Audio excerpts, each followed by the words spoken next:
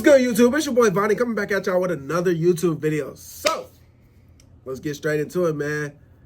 Hey, like, comment, subscribe, all those good things, man. We feeling good. We feeling great. Appreciate all the love and support on the recent videos, but let's get straight into it, man. If I was broke in 2026, these are the things that I would do / wouldn't do. More things that, like, you should really be cutting out on. But let's focus more on what we shouldn't be doing. I would cut my expenses immediately. If there's unnecessary bills, if there's unnecessary spending going on, if there's eating out, if there's subscriptions that you don't need, that are not essential, if you can't live below your means for a year, you're never going to make it.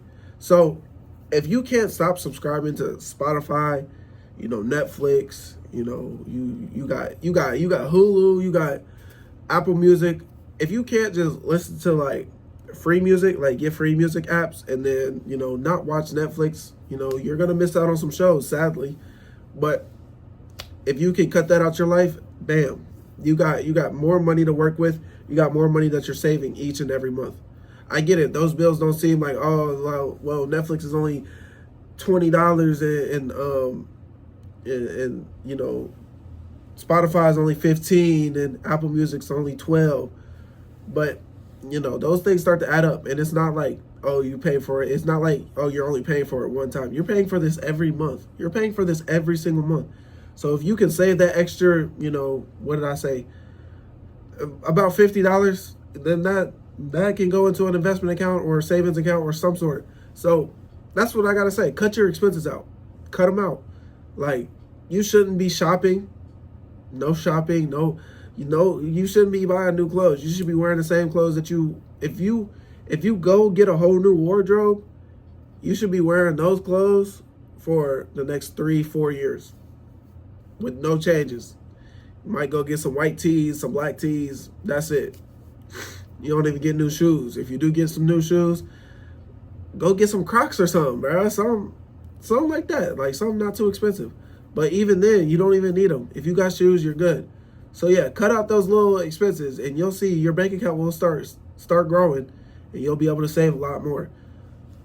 Next, I want y'all to focus on, well, this is what I would do. If I was broke in 2026, this is what I would do. I would focus on increasing my income. Whether that's, going to work 40 hours a week and then getting an extra 10 on top of that so you can get the overtime pay. Because, like, if you have a high-paying job or a decent-paying job, if you're making 20 an hour and then, you get to that 40-hour mark and then you work 10 more hours at your job, you just made 30 an hour for 10 hours. So that's pretty good. That's pretty good pay. 30 an hour is pretty good. So don't knock anybody who's, working that overtime, because overtime does pay. Side hustles, you can do Uber, go pick some people up. Uber Eats, go pick some food up. DoorDash, go pick some food up. Or like, freelancing, get on Angie's List, see if anybody needs help. There's a lot of rich people on Angie's List. And, those things can start to add up very fast if you have some free time. And then like Facebook Marketplace, Poshmark, Depop, all those apps, eBay. Start selling your things on there. Start selling things, especially things that you don't need or don't use. You buy something, you're like, man, I don't really use this. Let me see if anybody else can use this. And there's people that will use your item that you don't use.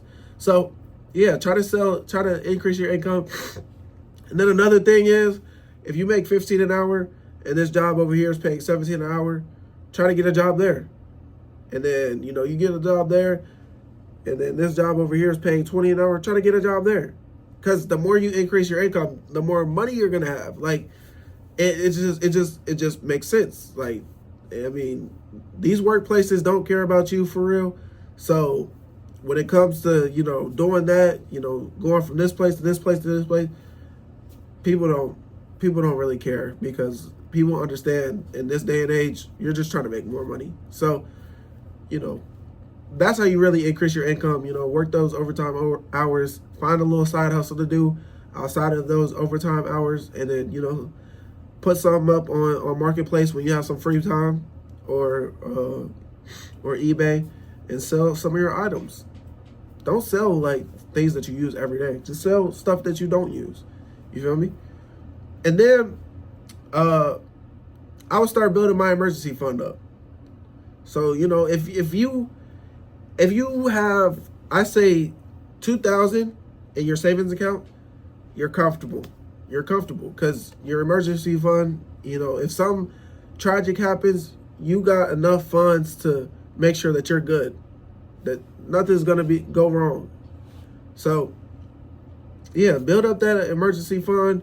You know, not having no savings, that's gonna keep you broke. Because what do you not have money for? You feel me? So yeah, get that money up, get that savings account.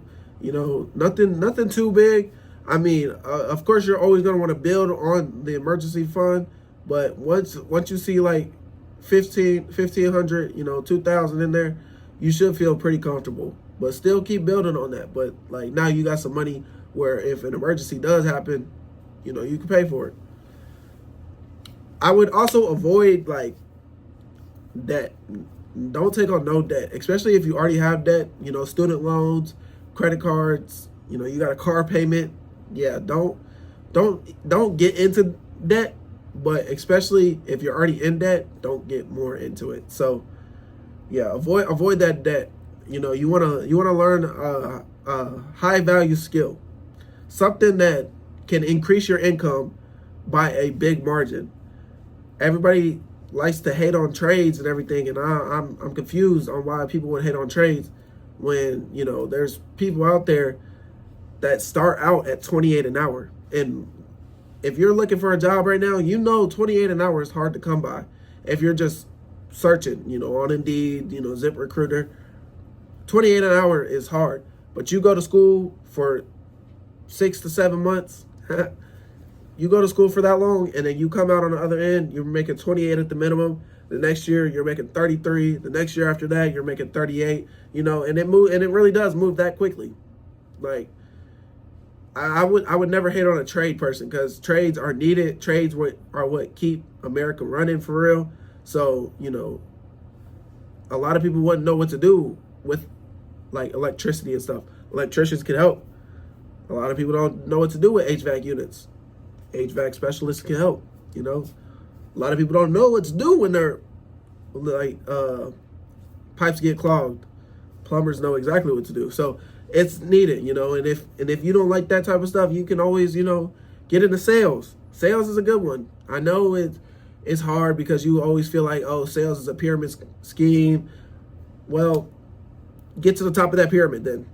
That's all I gotta say. If you're in a pyramid scheme, get to the top of it, and I guarantee you make some money. If you get to the top of that pyramid scheme, I guarantee you're making money, because all you're gonna be doing is recruiting people. And it's not like you're not doing anything. Like, I hate when people be like, oh, it's a pyramid scheme. Like, no. There's people at the bottom of it, and there's people at the top. The people at the top started at the bottom. They had to. It blows my mind. They had to start at the bottom because they're at the top now. They worked their way up. So, you know, don't let anybody talk you out of sales just because of pyramid schemes. Of course, there are scams out there, and you do need to watch out for those. But if you can see yourself selling that certain product and, you know, you're good at it and you're good at explaining it and you're good at getting people on board, go into sales. And then, you know, like for me, a high value skill for me is content creation. I like to make content. So, you know, that earns me a little bit more on the side outside of my 9 to 5. So it's pretty good money. It's pretty good. And I like to do that. Another thing that I would do if I was broke in 2026, I would track every single dollar. Every dollar is accounted for. Every dollar is written down. Every dollar is budgeted. Every dollar, and you know, I'm not broke, but like that's what I still do. I still do that. Like I couldn't imagine not tracking every dollar, because if you don't know where your money's going, how are you ever going to be good in life? So make sure you know where your money's going. Make sure you know everything has a place.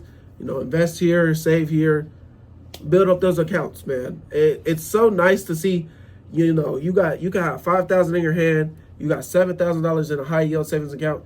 you got $3,000 in a Roth IRA, and then you got like 1,500 just in a regular bank account. So those are things that I like to do. And then, you write everything down. You spend some, you write it down in your book. Oh, minus 45, minus 50. This is going towards bills. This is going towards, groceries, stuff like that. You feel me? And then, build up that savings. Like I was just saying, build up that savings. If you get paid, you should have a certain amount going straight into your savings before you even spend anything.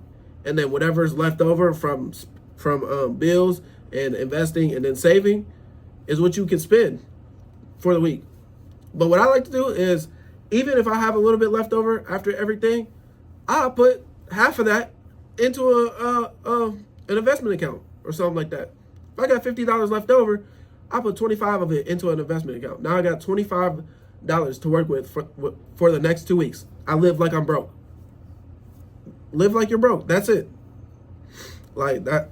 That's the name of the game. Live like you're broke. Regardless of your income, live like you're broke. You feel me? And then, if I was broke in 2026, I would change my environment. Change who I hang around. Hang around people that, follow that growth, financial discipline, all that stuff. They're on the grind daily, and it's hard. It's hard to be around people who aren't grinding every day, who aren't about their money, about their pay. It's hard to be around them because you don't understand why they can't think like you. So it just confuses you. So go be around those people that do understand, that understand what it takes to, live in this society, to be in this society. And you'll see, man. You'll see. It's gonna make you grind even harder because you're like, dang, this dude grinds harder than me and he makes more than me. He makes way more than me and he's still going harder than me. How, that, it blows my mind. How is this dude going harder than me and he makes more money than me? He's still going just as hard as if he was broke, And then, for my last thing that I want to say, it's a long game, man. We're going to be here a while. Getting out of that broke stage, if you're broke right now, you got $0 or you're in debt or you only got $100 to your name, it's not going to happen overnight. You're not going to go to work tomorrow and make $10,000. So, you have to eventually learn, oh, okay, I let me save this much from today. Let me save $20 every single day. You go to work every single day, you save $20 every single day. And you'll see it's going to stack up. Over a year, it's going to be like, dang, okay. And then, you start saving more and more and more and more.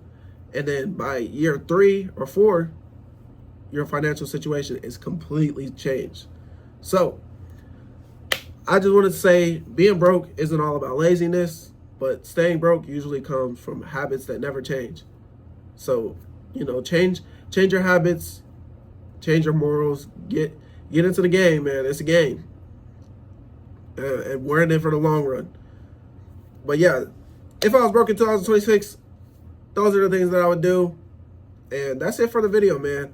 I appreciate y'all for being here, man. If y'all can like, comment, subscribe, all those good things. And I'm going to see y'all in the next one.